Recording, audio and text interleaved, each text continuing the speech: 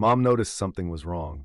Her 10-year-old daughter came home quiet, distant, and afraid to speak. So she hid a recorder in her backpack, just to be sure. And when she pressed play, what she heard made her blood run cold. It hadn't always been like this. In fact, just a few weeks ago, Maria had felt more confident about her daughter's education than ever before. She and Jonathan had spent months researching schools after Zoe began having problems at her old one. It wasn't that the teachers were bad or the academics weren't strong enough. It was the environment, crowded classrooms, overworked staff, a growing feeling that their daughter wasn't being seen. So when they found Oakview Academy, it felt like the answer to every prayer. Small class sizes, clean halls, a warm, quiet environment, the kind of place where children were nurtured, not just taught. But what truly sealed the decision for Maria wasn't in the brochures or the rankings. It was a name, the principal, Benjamin Hall. She hadn't seen him in over a decade. Back in university, they'd been classmates, not close friends exactly, but friendly enough.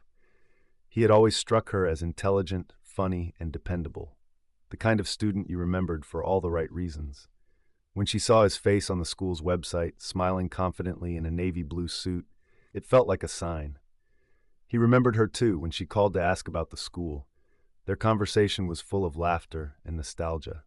He spoke warmly of his years as an educator, of his passion for creating safe spaces for children. He sounded proud, grounded, trustworthy.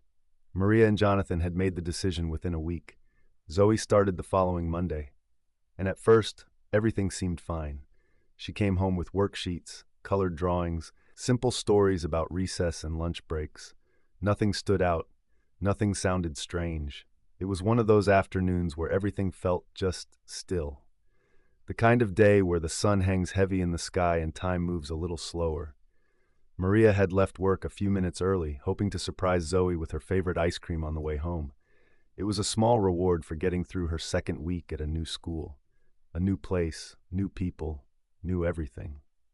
As she drove, the city felt unusually quiet. No traffic, no honking, just the soft hum of the radio and the ticking sound of the air conditioning fan. She even found herself smiling a little, remembering how Zoe used to run into her arms at pickup, her face flushed from the playground, backpack bouncing as she shouted something about art class or lunchtime drama. She missed that version of her daughter, loud, chaotic, full of life. Pulling into Oakview's lot, Maria glanced at her wristwatch. She was a little earlier than usual, but dismissal had already begun. The school looked calm, clean. The gates were open. Teachers stood chatting with one another, and the occasional burst of children's laughter floated through the air like background music. Maria walked through the gate with purpose, waving briefly at a security guard who nodded back without much interest. Her heels clicked softly against the tiled hallway as she made her way toward the lower elementary wing, passing by colorful bulletin boards and carefully drawn artwork taped to the walls. She reached Zoe's classroom, room 1C. The door was ajar, but the room was empty. No teacher, no students, no Zoe. Maria's steps slowed. She peered inside, expecting to see a forgotten backpack or perhaps her daughter crouched behind one of the desks, packing her things. But there was nothing. Just an empty classroom and the faint smell of dry erase markers. Maybe she went to the restroom? Maria stepped back into the hallway, glancing around. A few students milled about, chatting in pairs, dragging their backpacks behind them. She spotted one of the other moms at the far end of the corridor, talking to a teacher. But no sign of Zoe. Then a small, unwelcome thought crept into her mind. What if something happened? She dismissed it quickly, shaking her head.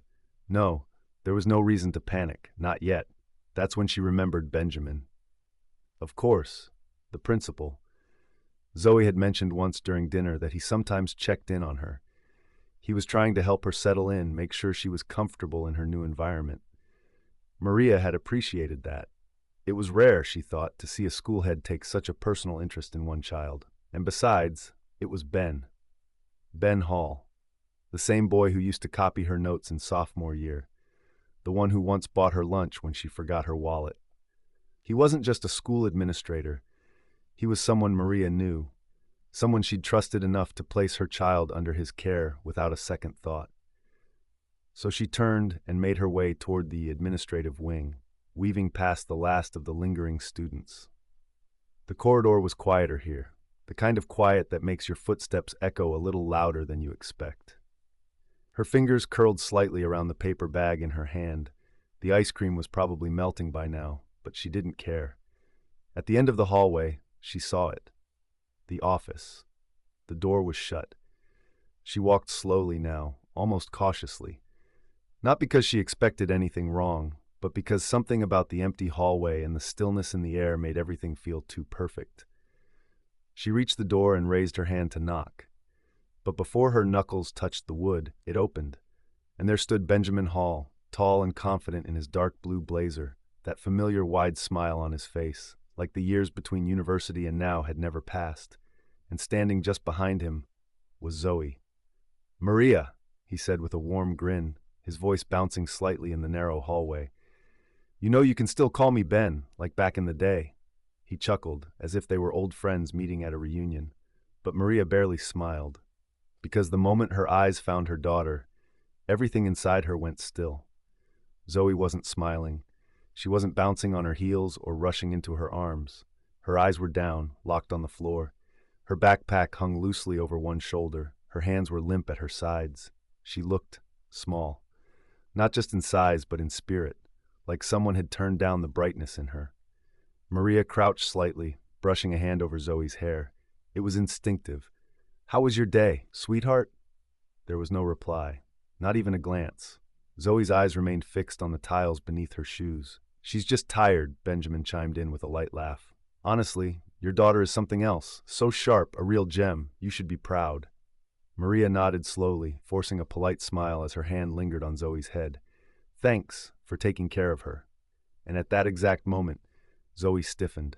It was slight, barely a twitch, but Maria felt it, like her daughter's entire body recoiled at the words. Something tightened in Maria's chest. She didn't know what it was. She didn't have the words. But that moment, that twitch, that silence, it followed her all the way back to the car. She didn't ask any more questions. And Zoe didn't offer anything. But a mother knows. Even when she doesn't know what she's looking at, she knows when something isn't right. The drive home was only 15 minutes. But to Maria, it felt like a lifetime. She had barely put the car in drive before the silence took over, thick, heavy, and unnatural. Zoe sat in the back seat, her seatbelt fastened, her small frame pressed close to the door as if trying to disappear into the window. Her face was turned outward, eyes locked on the blur of passing buildings, trees, and clouds. She didn't blink much, she didn't speak, and for the first time since Maria could remember, she didn't hum. It was such a small thing, but it landed like a stone in Maria's chest. Zoe always hummed in the car, sometimes songs from school, sometimes commercials she heard on TV. Even when she didn't know the words, she'd make up her own. She once sang about a piece of toast for 7 straight minutes because it was shaped like a heart. The car had always been their place, where secrets were shared, jokes were told, and childhood spilled out without filter. But not today. Today, there was only the faint sound of the engine and the occasional click of the turn signal. Maria kept glancing at the rearview mirror, hoping to catch Zoe's eyes. But Zoe never looked up, not once. Maria's hand hovered over the volume knob on the dashboard. She considered turning the radio on, playing something soft, something familiar, maybe their usual playlist, but something told her not to. It felt like turning on music would be pretending everything was normal. And nothing about this felt normal. She gripped the steering wheel a little tighter. Was it just a bad day? Maybe a test didn't go well? Maybe a friend said something mean? Kids had hard days too. She reminded herself of that. Not everything had to mean something deeper. But then again, Zoe didn't seem upset. She seemed absent, like someone had pressed pause on her spirit. When they pulled into the driveway, Maria turned off the engine and turned to speak, but Zoe was already unbuckling her seatbelt. The door opened, then closed. She didn't wait for her mom, didn't ask for a snack, didn't say she was tired. She just walked straight into the house and climbed the stairs without a word. Maria remained in the driver's seat for a few seconds longer, staring through the windshield. The ice cream had melted completely by now, the bag a soggy mess on the passenger seat. She didn't even care. Her hands dropped into her lap. Her chest felt tight, not painful, just full. She wanted to tell herself it was nothing, just first-week fatigue. Maybe Zoe was overwhelmed. A new school, new routine, new faces. It was a lot for a 10-year-old. And Zoe was sensitive. She always had been. But Maria had been a mother long enough to recognize the difference between tired and troubled. And today, her daughter didn't look tired. She looked like she was carrying something she didn't know how to put down. Maria got out of the car slowly, walked into the house, and closed the door behind her with a soft click. From upstairs, there was no sound, no shuffling, no cartoon voices, no music, just silence. And in that silence, something began to stir deep inside her. It was the kind of feeling that didn't come with evidence. It didn't have facts or reasons, just instinct. And instinct, for a mother, was often louder than logic. That evening, the house was quiet, but not the comforting kind of quiet that comes after a long day.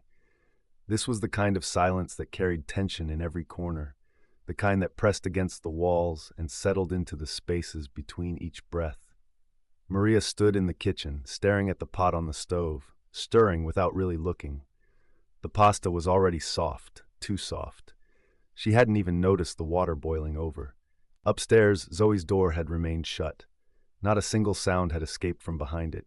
No cartoons, no singing, no footsteps, just a closed door and a question that was growing louder in Maria's chest by the minute. She didn't want to seem overbearing. She had always promised herself she would be the kind of mom who gave her child space. But this didn't feel like space. It felt like distance. And that was something entirely different. Jonathan walked through the front door around 7, dropping his bag on the entryway bench and loosening his tie. He looked tired, worn from work, but the moment his eyes met Maria's, he knew something was off. "She's upstairs," Maria said before he could ask.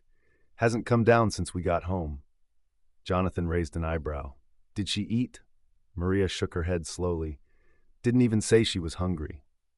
They sat together at the dining table, 2 plates untouched between them. Maria finally spoke again, her voice low and careful. "She wouldn't talk.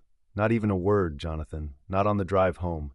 Not when we got here. She didn't even look at me." Jonathan exhaled, leaning back in his chair. "She's adjusting, Ria. You know how she gets. New schools can be overwhelming, especially for her. She's probably just trying to figure everything out." Maria didn't respond right away. She wanted to agree. She wanted to accept that explanation and move on. But her heart didn't buy it. There was a difference between overwhelmed and emotionally shut down. And what she saw today in her daughter's eyes wasn't confusion. It was fear. "I've never seen her like this," she finally said, her voice almost a whisper. "Even when she was younger, when she got scared or anxious, she'd still come to me. She'd still talk." Jonathan reached across the table and placed his hand gently over hers. "Maybe she just needs a few more days. Let her settle in. Don't push too hard, okay? Let's not assume the worst." Maria nodded, almost out of habit. She knew he meant well. He was trying to keep things calm, trying to hold the family together. But deep down, something inside her had already begun to fray. Because what she felt wasn't just concern. It was dread. The next day came like the one before, normal on the surface, but everything underneath felt wrong. Maria had woken up early, hoping a fresh start might change something. She packed Zoe's lunch with extra care, slipped a small handwritten note inside, like she used to. "You're stronger than you think. Love, Mom." But when she handed Zoe the lunch bag, there was no reaction, no smile, no thanks, just a quiet nod and eyes that didn't meet hers. At pickup, it was the same. Zoe walked out of the building slowly, dragging her feet slightly, her backpack hanging lower than usual. No wave, no excitement. Not even a glance at her mother, just silence. And in the car, it continued. No humming, no questions, no songs. Just the dull sound of the tires on pavement and the occasional turn signal. Zoe stared out the window again, like she had the day before. Like the world outside was more familiar to her now than the one inside her own home. Maria didn't speak. She wanted to, but she didn't know where to begin. Every question felt too big or too small. Every word felt like it might push Zoe further away. So she stayed quiet, hoping, praying, that her daughter would speak first. That evening, the air in the house felt heavier than usual. Zoe had eaten only half of her dinner and asked to be excused without saying much. Maria watched her closely throughout the meal, studied her face, her posture, the way she fidgeted with her fork. She didn't look angry or even sad. She looked afraid. Later, as Maria folded laundry in the living room, Zoe walked in briefly to grab something from the couch. She looked like she wanted to say something, then stopped.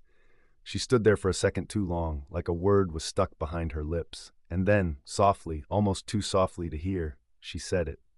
Mister. Maria's hands froze mid-fold. Her eyes flicked up, her heart pounding in her ears. What did you say, sweetheart? She asked gently. Mr. Who? Zoe blinked. Her body tensed, and she immediately shook her head. Nothing, Mom. I just have a test tomorrow. I need to sleep. She turned quickly, almost too quickly, and walked out of the room. Maria stood there, frozen, her hands still clutching the same towel, her breath caught somewhere between her ribs. One word. One small, fractured word. But it was enough to light every alarm in her chest. She walked to the base of the stairs and looked up toward Zoe's room. The light was on behind the door. The faint creak of floorboards could be heard. And then, silence. That night, Maria couldn't sleep.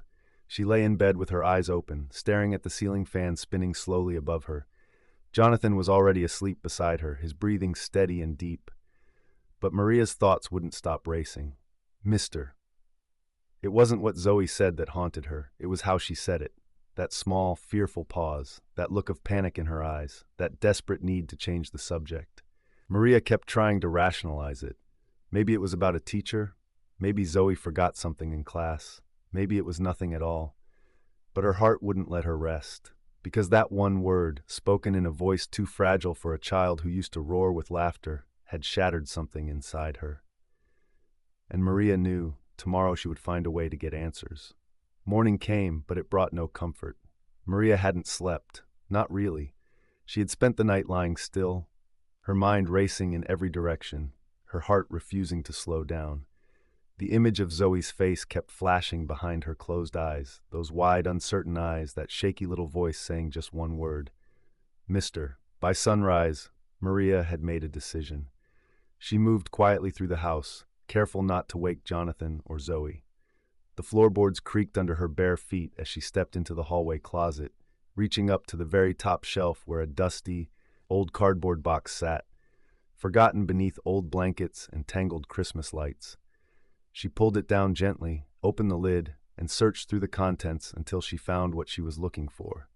A small black audio recorder. It was the kind she had used in college to record long lectures, back when she was trying to juggle school, part-time work, and being a new mom all at once. She hadn't touched it in years. But she knew it still worked. It had always been reliable, quietly doing its job while people talked around it, unaware of its presence. She held it in her hand now, staring at the tiny red light as it blinked to life. For a long moment, she just stood there. This wasn't who she was. She wasn't a suspicious person. She believed in trust, in open conversations, in giving people space to speak when they were ready. But what do you do when your child won't speak? What do you do when silence becomes the only answer? Maria's hands trembled slightly as she slid the recorder into a new set of batteries, pressed record, and heard the soft click confirm it was working. She walked quietly to the kitchen, opened Zoe's backpack, and slipped the recorder into the small inner pocket, right between a pencil case and a folded-up worksheet. She zipped it shut and paused, her hand resting on the bag. What if I'm wrong, she thought. What if I'm making something out of nothing? She could already hear the arguments in her mind, the voice that warned her she was being paranoid, the doubt that whispered she was overstepping, overthinking, overreacting. But there was something louder than doubt, something ancient, something that lived in her bones. Instinct. The kind of instinct that didn't ask for permission or proof. The kind that kept mothers up at night and made them reach for answers even when nothing made sense. Maria stood there, staring at the backpack like it held a secret she wasn't ready to face. She didn't want to do this, but she had to, because something was wrong with her daughter. And this was the only way to know the truth.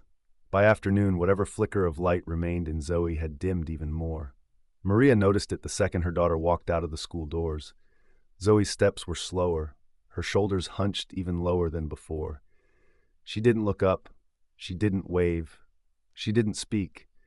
It was as if she was shrinking more with each passing day, folding in on herself, piece by piece. Maria tried to smile, tried to meet her with warmth, but Zoe only climbed into the back seat and pulled the seatbelt across her chest without a word. Maria got into the driver's seat, her hands shaking slightly as they gripped the wheel. She couldn't wait. She couldn't drive home, pretending this was just another day. She reached over, grabbed Zoe's backpack, and quietly unzipped the side compartment. The recorder was still there, still blinking red, still recording. Maria switched it off, her fingers trembling, and hit playback. At first it was nothing, just the ambient sounds of a classroom, papers shuffling, chairs scraping across the floor, pencils scratching on desks. A teacher's voice could be heard faintly in the background, instructing the students to turn to page 42. There were some giggles, the thud of a dropped book, someone coughing. Maria fast-forwarded a bit. More noise, footsteps, the scrape of a chair, then silence, and then a voice. "Come in. Come closer." Maria's hand froze over the controls. She blinked hard, unsure if she heard right. The sound of her own heartbeat pounded in her ears as she turned the volume up. "Sit on my lap. I'm just going to touch you here. You'll love it." Her throat went dry. She couldn't breathe. She couldn't move. The world around her seemed to stop. The air sucked right out of the car. The words were soft, careful, whispered with the kind of familiarity that made her skin crawl. But what made her stomach twist wasn't just the words. It was the voice. She knew that voice. She had heard it laugh, heard it give compliments, heard it say, "Your daughter is a gem." It was Mr. Benjamin Hall. Mr. Ben, her friend, her daughter's principal, the man she had trusted. Maria's hand flew to her mouth as the recorder continued to play. There was the faint sound of Zoe's voice, small, scared, uncertain. The audio was muffled in parts, but the message was clear. Her child had been violated, and she hadn't even known. She turned around quickly, eyes wide with horror, and there was Zoe, sitting in the back seat, her tiny hands clenched into fists, tears silently rolling down her cheeks. Maria reached out, climbing into the back seat beside her, wrapping her arms tightly around her daughter. "I'm so sorry," she whispered, her voice cracking. "I'm here now. I'm going to protect you. No one's ever going to hurt you again, I promise." She held her tighter, rocking her gently, burying her own tears in her daughter's hair.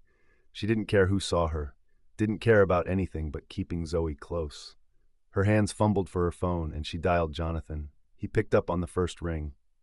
"You need to come to the school, now. Right now," she said, her voice shaking. "We're not letting this go." And for the first time in days, her voice carried something that had been missing. Certainty. Because now she knew. Now there was no room for doubt, and now she was ready to fight. Maria didn't knock. She didn't pause. She didn't care who was watching. The door to the principal's office flew open with force, slamming against the wall. The sound startled everyone inside. Benjamin Hall looked up from his seat at the long conference table, surrounded by senior staff. There were charts on the wall, folders spread open, discussion in mid-flow, until Maria stepped in. "How could you?" Her voice cut through the room like a blade. All heads turned. Confusion. Shock. A few mouths fell open, unsure of what they were witnessing. But Benjamin's expression changed immediately. His easygoing smile disappeared. His face tightened, not with confusion, but with recognition. "Maria," he began carefully, his voice calm but guarded, "let's talk in private." "No," she said, shaking her head, her voice sharp. "Everyone should hear what kind of man you really are." Benjamin stood slowly, hands raised, trying to take control of the room, of the story, of her rage. "You're making a mistake," he said. "You have no idea what you're saying." "I have everything I need," Maria snapped back, her voice cracking with fury and heartbreak. "I have a recording. I know what you did." Gasps rippled through the room. One of the staff members stood up, blinking in disbelief. A soft voice broke the silence. "I've known Mr. Benjamin for years. He couldn't have done anything like that." Maria turned to the woman, her eyes filled with disbelief. "And I knew him too," she said. "I knew him longer than you did. That's why I trusted him. That's why I gave him access to my child." Behind her, Zoe stood silently. She was smaller than she'd ever looked, her little hand gripping her mother's sleeve so tightly the fabric was wrinkled between her fingers. Her eyes were wide, frightened, but not of the room, of the man standing on the other side of it. Benjamin's face began to shift. His smile was gone, his voice no longer calm. He looked around the room, scanning the teachers, gauging their reactions. Maria didn't wait for anyone's approval. She stepped forward and pointed directly at him. "You're a predator hiding behind a desk, and I'm going to make sure everyone knows it." The room was no longer confused, it was frozen, and in that silence, everything began to crack. The hallway echoed with fast, heavy steps, and then the door burst open. Again, Jonathan. He hadn't even parked the car properly. He'd raced through the entrance, past the front office, the security post, the crowded corridor, and now stood at the threshold, breathing hard, eyes locked on one man. "Benjamin, you," he growled. He saw Maria, he saw Zoe, and then he saw the look in his wife's eyes. That was all he needed. He charged, no hesitation, no questions, no warning. His fist connected with Benjamin's jaw with a sickening crack, sending the man stumbling backward, knocking over a chair and nearly falling to the floor. The entire room erupted. Teachers screamed. Papers flew off the table. Someone shouted, "Call security," but no one moved. Benjamin clutched his face, blood trickling from the corner of his lip. He looked stunned, not just from the punch, but from the fact that someone had finally struck him back. "I'll sue you," he shouted. "That's assault!" Jonathan didn't care. "You think you can do what you did to my daughter and walk away?" He barked, pointing down at him. "You think you get to sit in this office like you're a decent man?" He stepped closer, fists still clenched, his whole body shaking with rage. "You broke her," he growled. "You shattered her trust. You touched her, and now you're going to deal with me." Benjamin scrambled to his feet, trying to wipe the blood from his mouth, trying to straighten his suit like any of it mattered.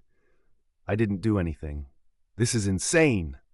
Maria stepped forward, her phone already in her hand. Her voice, steady and ice-cold, filled the room.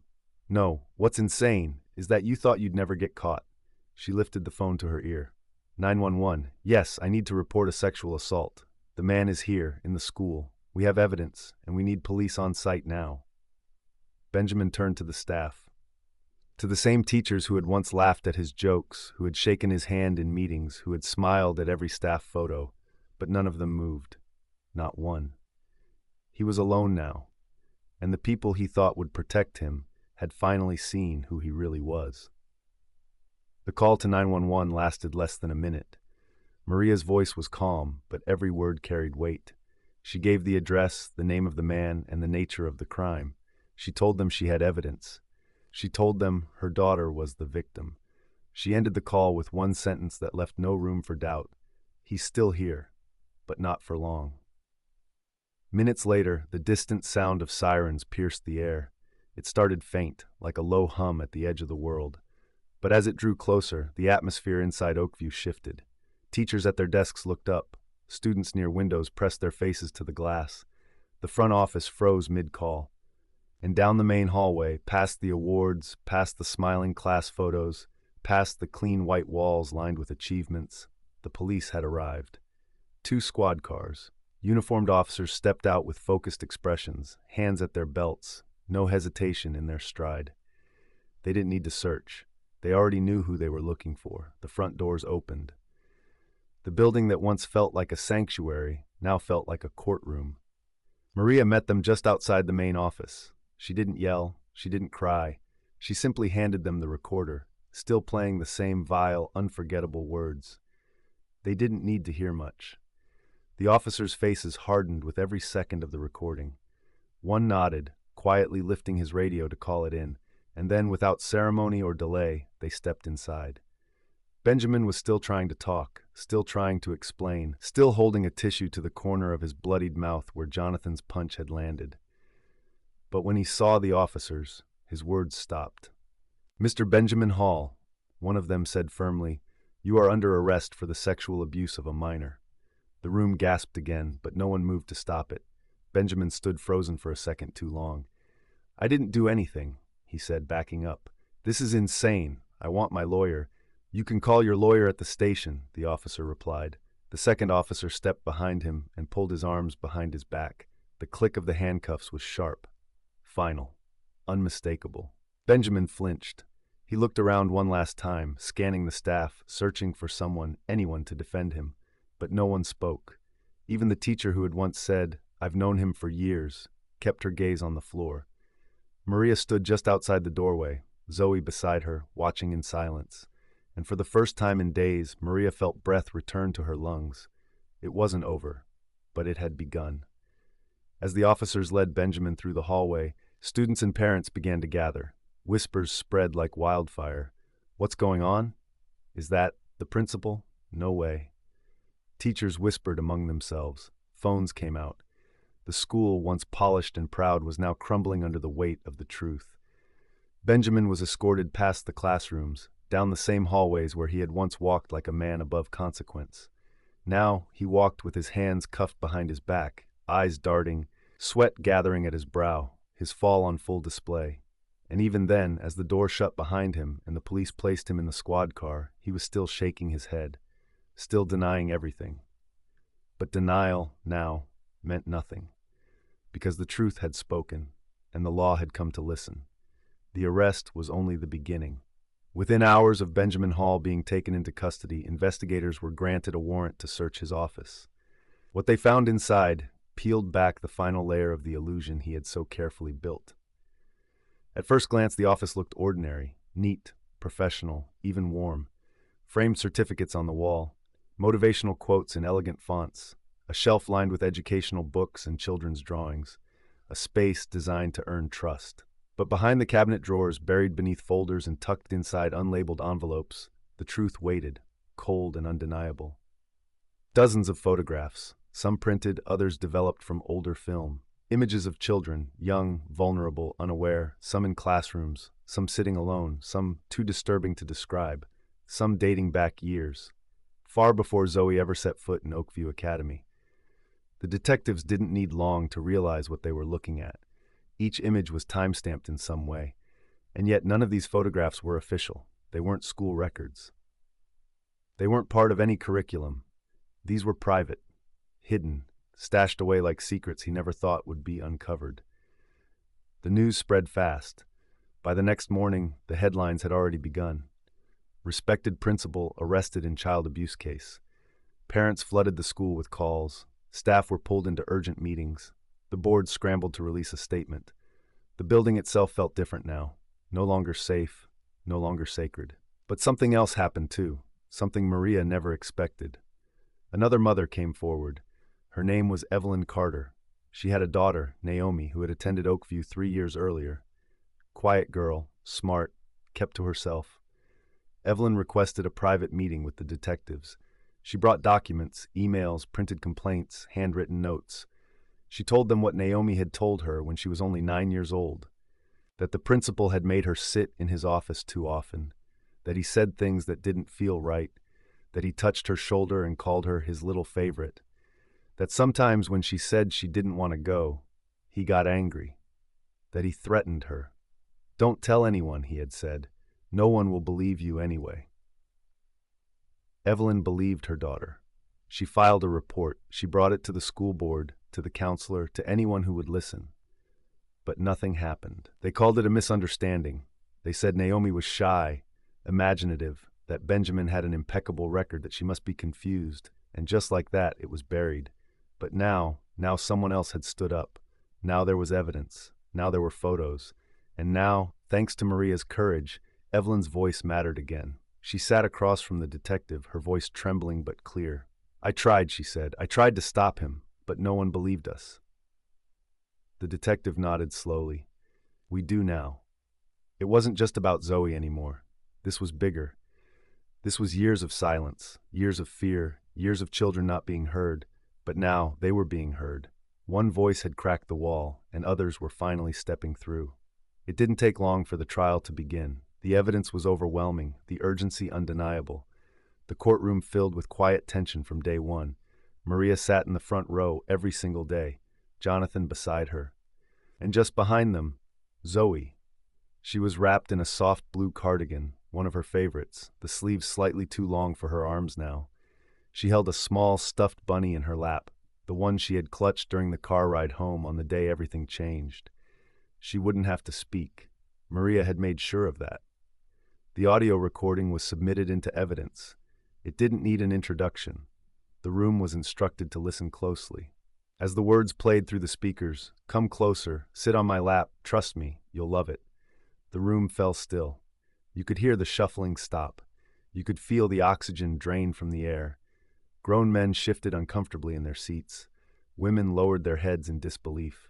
Reporters stopped taking notes for a moment, simply frozen by the sound. Then came the prosecutor's voice, slow and deliberate. "This recording is the sound of a predator." Benjamin sat at the defendant's table, no longer smug, no longer confident. His lawyers scribbled, whispered, objected when they could. But nothing they said could undo what everyone had just heard. Zoe didn't testify, but her written statement was read aloud. The words were simple, honest, a child's words. "I didn't know what to do. I didn't know how to tell my mom. I felt scared. I wanted to be safe, but I didn't know how." Maria held Zoe's hand the whole time, gently squeezing with each line. She didn't cry, not until the verdict. The jury didn't take long. When they returned, the room rose. The foreman read the charges, multiple counts of child abuse, exploitation, misconduct in a position of trust, and then guilty. Every count. Maria covered her mouth as the tears came, not from pain but from the release of it. Jonathan pulled Zoe close, one arm around his daughter, the other around his wife. They held each other tightly, silently, together. It wasn't the end of the pain, but it was the beginning of peace. Healing didn't happen all at once. It came in pieces, in small, quiet victories that only a mother would notice. The first time Zoe asked for music in the car again, Maria nearly cried. It was a slow, soft request. "Can we listen to the song with the birds in it?" But it was more than a song. It was a sign. A sign that maybe, just maybe, the weight was lifting. Zoe started therapy. At first, she said very little. She colored instead, drew pictures with heavy lines and dark shades. But week after week, the colors changed. The pictures grew brighter. One day, she drew herself smiling. Another day, she drew a picture of her family, her mom and dad, all holding hands beneath a yellow sun. She started humming again, just softly at first, barely audible. But Maria heard it. She always heard it. And it filled the car with something that had been missing, light. Maria kept her close, at times, maybe too close. She didn't like Zoe going anywhere alone, didn't like closed doors, didn't like silence.